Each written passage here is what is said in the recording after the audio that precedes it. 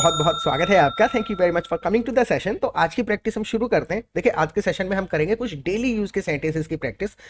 Daily conversation के sentences हैं और इनको बिल्कुल नेचुरली बोलेंगे, the way native English speakers do. बिल्कुल नेचुरली इंग्लिश को बोलने की प्रैक्टिस करेंगे, फीलिंग्स को एग्जैक्टली एक्सप्रेस कैसे करना है, और हर सेंटेंस का स्ट्रक्चर, लॉजिक और ग्रामर हम साथ के साथ डिस्कस करते हुए चलेंगे ताकि कंसेप्ट्स क्लियर हों और इनके बेसिस पे फिर आप दूसरे सेंटेंसेस बना पाएं। Alright, so I be sharing my screen with you. Screen में आपके साथ में शेयर कर देता हूं। This is gonna be a kind of English test. अपनी इंग्लिश को आप टेस्ट करिए। देखिए, अगर आपको will, shall, has, have, had पता है, it means you have already learn English. पहले आप सीख चुके हैं। All you need to do is just develop the habit of speaking sentences. Right, sentences का फॉर्मेशन सीखना है। जैसे एक पहली सिचुएशन है, ट्रांसलेशन बिल्कुल नहीं करना है। इस सिचुएशन को एक्सप्रेस करने की कोशिश करिए अपने शब्दों में, और उन वर्ड्स को सेंटेंस के अंदर फिट करना आना चाहिए। राइट, जैसे अगर दर्द ज्यादा हो रहा है तो डॉक्टर से दवा ले आओ। Actually this conversation is going on between husband and wife. Now wife is saying to the husband कि अगर दर्द ज्यादा हो रहा है तो डॉक्टर से दवा ले आओ। अब दर्द ज्यादा की बहुत सारी चीजें हो सकती है। देखो, इसको कितने तरीके से कहा जा सकता है। ऑल्टरनेट हम साथ के साथ देखते हुए चलेंगे। Okay, so if the pain is worse, worse का मतलब भी बहुत ज्यादा। अब बैड कंडीशन है, दर्द है, तो बुरी अवस्था जब है तो बुरे से भी बदतर क्या होता है, वर्स। राइट, वर्ड का मीनिंग नहीं, फीलिंग होती है। So if the pain is worse, go consult a doctor. जाओ और डॉक्टर को कंसल्ट कर लो। राइट, अब लिटरली सारे शब्दों का यहाँ पर हमें मिलान नहीं करना है कि हिंदी में हमने कितने शब्द बोले हैं और वो सारे शब्दों को यूज नहीं करना है। एक तरीका ये हुआ, if the pain is worse, go consult a doctor. Right, अब आंख में दर्द हो रहा है। राइट, अब इसी चीज को आप इस तरीके से बोल के देखिए, if it hurts a lot, go consult a doctor. If it hurts a lot, go consult a doctor. If it hurts too much, go consult a doctor. Right? If it hurts a lot, इसका मतलब ये ज्यादा दर्द हो रहा है। If it hurts too much, go consult a doctor.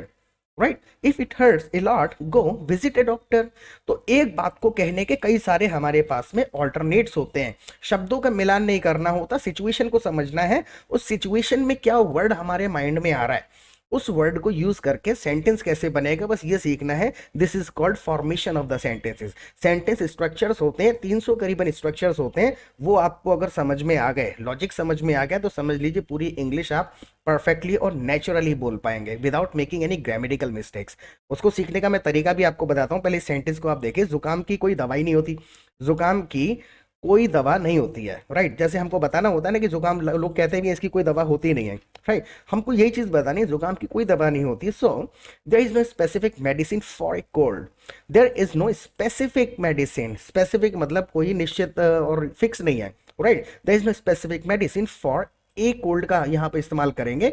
ए लगाना यहाँ पर कंपलसरी है और फॉर इस्तेमाल कर रहे हैं। So there is no specific medicine for a cold. Right, for the common cold भी आप कहना चाहें, कॉमन कोल्ड जिसको हम नॉर्मल सर्दी जुकाम कहते हैं, तो आप यूज कर सकते हैं। There is no specific medicine for the common cold. Common cold की कोई दवा नहीं होती। राइट, नाक बह रही है, so there is no specific medicine for runny nose. Right, so ये सेंटेंसेस हैं। अब मान के चलिए कि किसी को अगर शरीर पे मतलब छाले हो गए हैं, अब हमको बताना है छालों की कोई स्पेशल दवा नहीं आती है। So there is no specific medicine for blisters.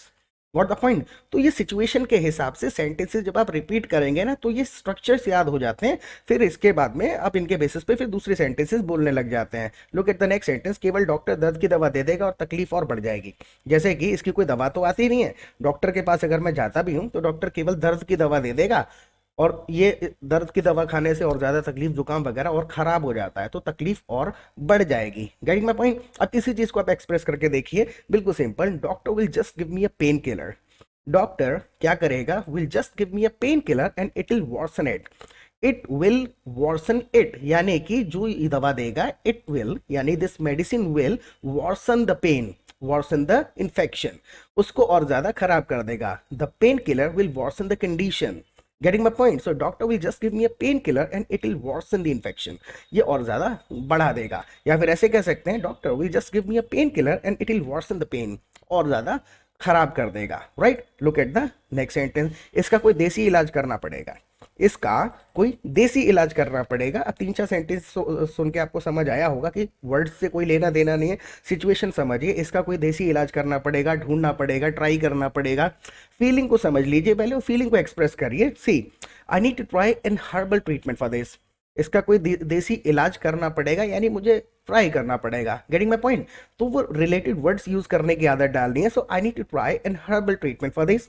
I need to try, मुझे ज़रूरत है। लिटरल ट्रांसलेशन नहीं होता है, ऐसी कंडीशन में कहा जाता है जब हमें महसूस हो रही है ज़रूरत, राइट? आप ऐसे कह सकते हैं, I got to try an herbal treatment for this, I got to try a home remedy for this, a home remedy for this. इसका मतलब ये घरेलू नुस्खा कोई वगैरह।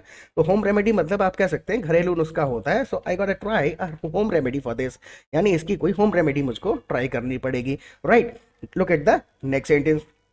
तो किसी देसी दवाई वाले को दिखा लो। अब देखिए, हम इस प्रकार का सेंटेंस बोलते हैं, देसी दवाई वाला, मतलब हिंदी में लिटरल मीनिंग होता है हकीम, राइट? देसी दवाई वाला हकीम होता है। तो लेकिन हम यहाँ से समझ जाते हैं, तो इस प्रकार से ही हमें सेंटेंस में रिलेटेड वर्ड्स इंग्लिश में भी फिट करने आने चाहिए। बस लिटरल ट्रांसलेशन नहीं ढूंढना है किसी भी वर्ड का, क्योंकि vocabulary is not a problem.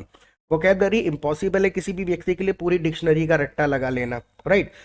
कुछ रिलेटेड वर्ड्स होते हैं, उनको घुमा फिरा के हम सेंटेंस बना के मैसेज पहुंचाते हैं अपना, राइट? तो कभी भी वोकेबलरी के पीछे नहीं भागना है। जैसे किसी देसी दवाई वाले को दिखा लो जो देसी दवा वगैरह देता हो, then go and consult someone who deals with herbal medicine।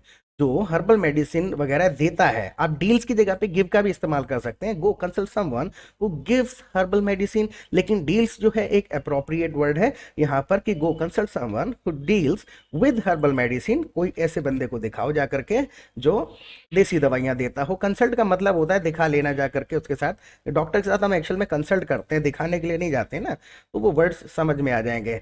जब बच्चों को स्कूल लेने जाऊंगा तो दिखा के आऊंगा, जब मैं बच्चों को स्कूल से लेने जाऊंगा तब दिखा करके आऊंगा। तो दो काम साथ में होंगे, बस इसमें विल वाला एक फॉर्मूला हमको थोड़ा सा याद रखना है। यस, यानी कि करूंगा तो ये काम। यस, आई विजिट वन। आई विजिट वन का मतलब जिसकी बात हो रही है वहां जाऊंगा, उसके पास जाऊंगा, एम्फेसाइज करने के लिए। यस, आई विजिट वन, हकीम के पास जाऊंगा। Getting my point?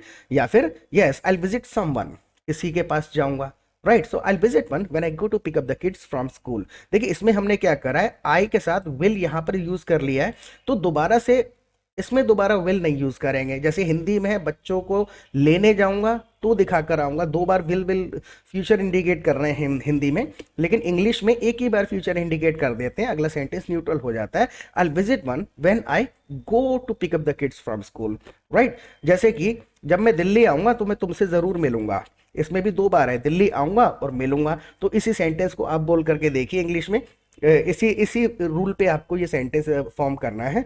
जब मैं दिल्ली आऊंगा तो मैं तुमसे जरूर मिलूंगा, राइट? हाउ वुड यू से this in English? Please right your answer in comment section. आप लिखिएगा, don't be lazy at writing, हम सारे कमेंट्स को पढ़ते हैं।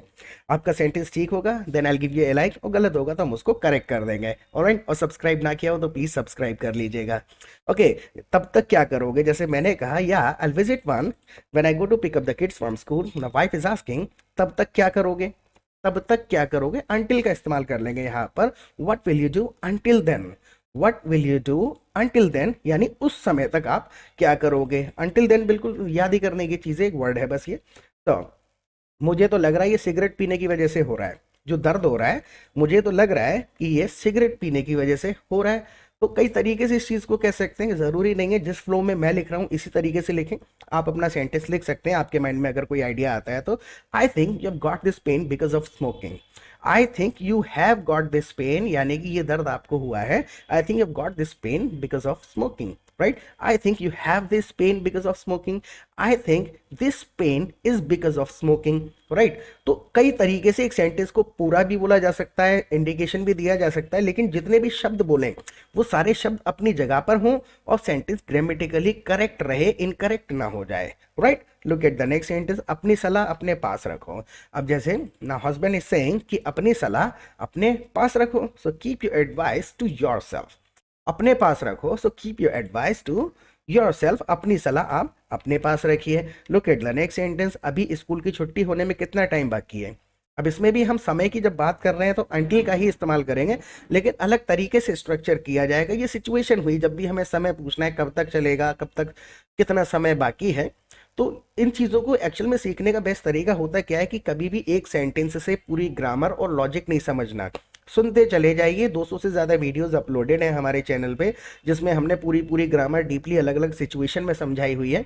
तो अभी समझ आया तो बहुत अच्छी बात है, इसके बेसिस पे कुछ बना के देखिए, और नहीं समझ आया तो सुन के छोड़ दीजिए, अगली बार फिर आप यही स्ट्रक्चर किसी दूसरी सिचुएशन में सुनेंगे, किसी दूसरे वीडियो में, तो लॉजिक धीरे धीरे समझ में आएगा। अभी से इस सेंटेंस से अगर समझने की कोशिश करेंगे सब कुछ, तो फिर कंफ्यूजन हो जाएगा और फिर स्ट्रेस होने लगेगा, राइट। देखिए, how much time is left until the school ends.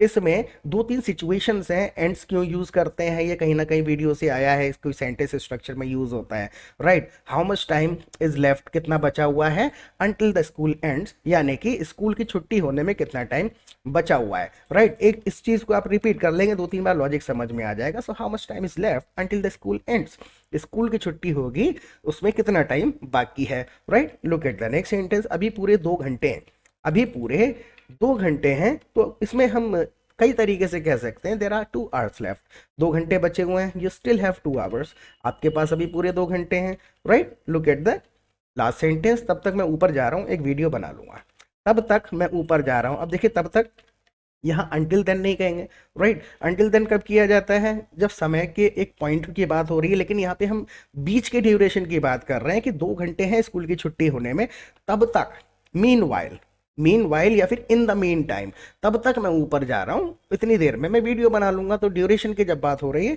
तो कई तरीके से आप इसको कह सकते हैं। ऑल राइट, यहाँ तो ऑल राइट अलग हो गया कि ठीक है, I am going upstairs to record a video in the meantime, I am going upstairs to record a video in the meantime, इस तरीके से कह दिया। अब ये मीन टाइम है, इसकी जगह मीन वाइल भी कह सकते हैं, I am going upstairs to record a video meanwhile, ऐसे आप कह सकते हैं। मीन वाइल से आप स्टार्ट भी कर सकते हैं, meanwhile I am going upstairs to record a video, right. अब ये जितने भी तरीके से मीन वाइल स्टार्ट में कर दिया है, लास्ट में ले गए हैं, मीन टाइम की जगह मीन वाइल कह दिया है, तो ये सारी चीज़ें कैसे समझ में आएंगी, only by listening. So you listen to the English as much as you can. और आप लाइव क्लासेस में आ जाइए, वहाँ पर प्रैक्टिस ग्रुप हमारा ज्वाइन कर लीजिए, 200-300 पार्टिसिपेंट्स होते हैं, उनके साथ आप रियल सिचुएशन में जब प्रैक्टिस करेंगे, कोई मीन वाइल बोलेगा लास्ट में, कोई मीन टाइम बोलेगा, कोई बिगिनिंग में बोलेगा, तो ऑल्टरनेट्स पता चल जाते हैं कि एक बात को कितने तरीके से कहा जा सकता है और क्या क्या कहा जा सकता है एक सिचुएशन में। सुनना बहुत ज़रूरी है। तो 200-300 लोगों के साथ जब प्रैक्टिस करेंगे तो ब्रॉड इंग्लिश पता चल जाएगी। और लाइव क्लासेस में 2 घंटे की क्लासेस होती है, वहाँ पर भी we simply come together every evening and we discuss anything in English for 2 hours. लोग अपने अपने ग्रामर के कंसेप्ट पूछते हैं, डाउट्स पूछते हैं, तो 2 घंटे में जब आप डिस्कशन में बैठेंगे, नए नए सेंटेंसेस सुनेंगे, उनका ग्रामर, लॉजिक, स्ट्रक्चर साथ के साथ जब समझेंगे, 15-20 दिन में कंसेप्ट्स क्लियर हो जाएंगे, डाउट्स क्लियर हो जाएंगे, and you will start speaking English fast, fluently and confidently the way you want to speak. Okay, so most welcome है, लाइव क्लासेस में आइए, इसके बारे में फीडबैक दे दीजिएगा कि आपको इससे थोड़ा बहुत कुछ समझ में आया या नहीं आया। प्रैक्टिस करते रहे, फिर मिलेंगे एक नए सेशन के साथ। Till then bye.